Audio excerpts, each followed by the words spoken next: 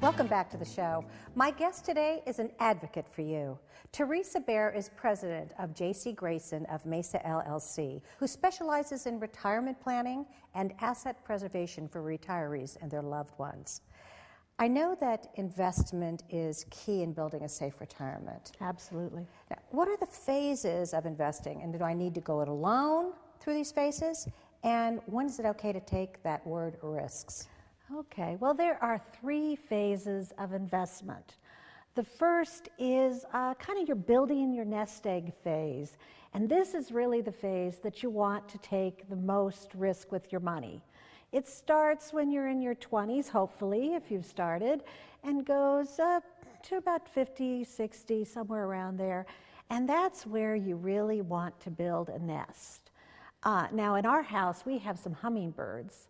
And we have had a little hummingbird that built a little teeny tiny nest, and it was about the size of a quarter. It would fit in the palm of your hand. And that hummingbird mommy would weave together little bits of sticks and put it together to make this nest, but it was a pretty tiny nest egg. On the other hand, when I was a little girl, I had the opportunity when I was visiting my grandpa to see an eagle's nest. And an eagle's nest is massive. It is 6 feet in diameter. It uses big fat sticks to build it. And the mama eagle works just as hard as the hummingbird eagle, but she uses big sticks to build that really substantial nest. And what you need to do is build that kind of big nest when you're young, taking lots of risk, putting as much money as you can to make sure that you have a secure retirement. We all want to have that eagle's nest, and it's a struggle for a lot of us right now. And what do you do after you do build that nest, that you're in you're coming close to retirement age or in your 50s or whatever? What do you do next? Yeah, well, the first stage was the accumulation, and the next stage is your conservation stage, or you're keeping your nest egg safe. And when we saw that nest, the eagle's nest, we were no more than 6 feet away from this eagle's nest. It was built on a cliff, but my grandpa had a truck, so he'd drive up, and we actually, as little kids, got to look down, and Mama Eagle had 2 little chicks in there, and boy, Mama Eagle was not happy to see us humans. Oh my goodness, she flapped her wings and she squawked and squealed at us, and she wanted us away. So she was doing everything that she could to protect her baby chicks from us ugly humans. And that's what we need to do in that conservation stage. This is not the time to be taking risk. And this is the time that we really want to make sure that we have income that's secure, that's going to last us for the rest of our lives. So your relationship with your clients starts when they're young, and you grow with them, and you take them through the different phases. And then there is a third stage, you said, as well. That's right. What is that stage? Well, that would be when you watch the baby chicks fly away, when they fledge. A lot of people never see this. They may not have a big enough nest egg, but if your income needs are met and you're comfortable in your retirement, then you're going to want to see those assets go and fly away. You know, when you see an eagle take off for the first time, it's going to build its new life. That's really what you want for your nest egg. And at that point, we really want to make sure that the government doesn't take away those nest egg. So we work at preserving what's going to go to future generations, or perhaps your charity, by looking at make sure that we keep them safe again, and that also we have taxes into planning and make sure that that passes on to the next generation safely. It's a very complex process. Yeah, it is. Very, very complex. And I love the imagery of the eagle. You can visualize that, and that's what I love about your book and everything else, is that you make everything so visual and easy to comprehend and easy to understand, which is a very complex process.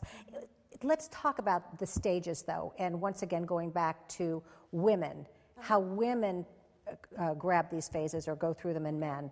What happens, one versus the other? Well, we kind of talked earlier that women are more concerned with preserving things, and throughout our investment phases, My experience with my clients and studies have shown that women are less aggressive investors than men.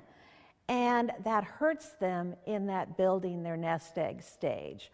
I see women who are 25 years old and they want to put all their money in CDs. Well, that doesn't work. They need to grow their nest egg by participating in more risky investments like stocks.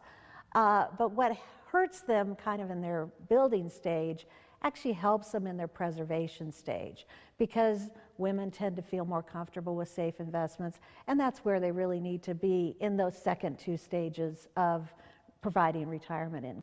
A 25-year-old, I have a 25-year-old, I want to get her to save. She's in law school. It's like, oh no, now's the time. Let her get a job first. Get a job first, I know. Now, you mentioned the stock market. The stock market's a very sticky wicket, if you will. I mean, why doesn't a typical investor perform as well as the market? Well, it's because we're only human.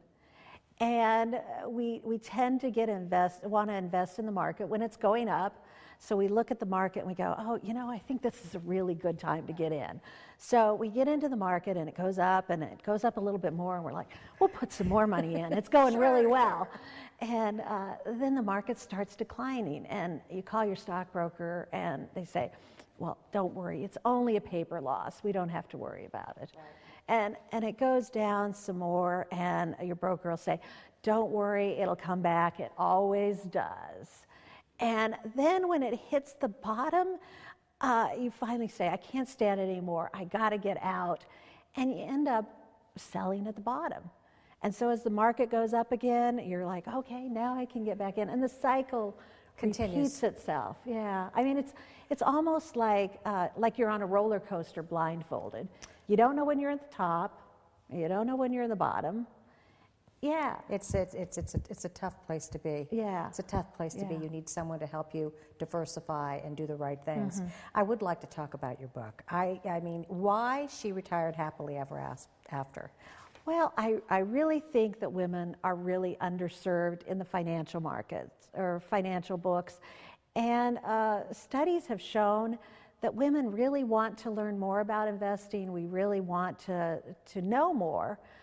We aren't socialized the same way men are. We aren't taught about it in school. And a lot of women want to learn more, but they're intimidated. They're intimidated by the language. They're intimidated by what are maybe really technical terms. It's really difficult to figure out. So they want to know more, and a lot of books are, quite frankly, boring. I mean, I've read a lot of them. Financial, of course they are. So you put things in beautiful terms. Yeah. Beautiful terms. And I want to talk about Cinderella and Jack and the Beanstalk and how you've put this all together, and your son and all the creativity when we come back. But